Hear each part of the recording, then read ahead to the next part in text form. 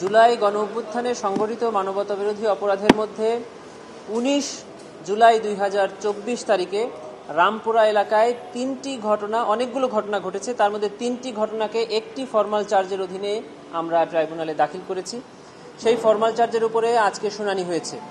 শুনানি শেষে মাননীয় ট্রাইব্যুনাল ৩টি অভিযোগ আমলে গ্রহণ করেছেন ৫ জন আসামির বিরুদ্ধে। এই ৫ জন আসামির মধ্যে একজন জেল হাজতে আছেন, তাকে আগামী ১৭ তারিখ ট্রাইব্যুনালে হাজির করার জন্য আদেশ দিয়েছেন। বাকি সাবেক ডিএমপি কমিশনার হাবিবুর রহমান সহ যে ৪ জন আসামি আছেন তাদের বিরুদ্ধে গ্রেফতারি পরোয়ানা জারি করেছেন। এটি ছিল আজকে এই ট্রাইব্যুনালের প্রসিডিংস। এই ৩টি অভিযোগ আমরা প্রসিকিউশনের পক্ষ থেকে এনেছি। তার মধ্যে একটি হলো, জুলাই গণঅভ্যুত্থান চলাকালে ১৯ তারিখে রামপুরা এলাকায় একটা নির্মাণাধীন ভবনে আমির হোসেন নামে একজন ব্যক্তি, যিনি পুলিশের গুলির ভয়ে একটি কার্নিশে ঝুলে আশ্রয় নিয়েছিলেন, কিন্তু সেখানে গিয়ে খুব কাছ থেকে তাকে পিস্তল দিয়ে ৬ রাউন্ড গুলি করা হয়। এটি একটি অভিযোগ। আরেকটি অভিযোগ হলো, মুসা নামে একজন ৬ বছরের নাবালক, সে তার দাদির সাথে তাদের ঘরের মধ্যে অবস্থান করছিল।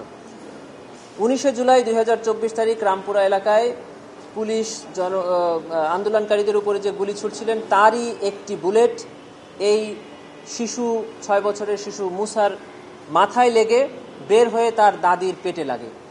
সেখানেই দাদি মারা যায়। মুসাকে চিকিৎসা দেওয়া হয়, তাকে সিঙ্গাপুরে নেওয়া হয়, চিকিৎসা শেষে তাকে দেশে আনা হয়েছে। সে এখনও জীবিত আছে, কিন্তু কথা বলতে পারে না। আরও একটি অভিযোগ আনা হয়েছে, সেটি হলো, ওনার নাম কি, মোহাম্মদ নাদিম, সে শহীদ নাদিম, সেও এই আন্দোলনকারীদের সাথে ওখানে উপস্থিত ছিল। পুলিশের গুলিতে সে ওখানেই ১৯ তারিখে রামপুরা বনশ্রী মসজিদের সামনে জুমার নামাজ শেষ করে বের হওয়ার পরে তাকে গুলি করা হয়।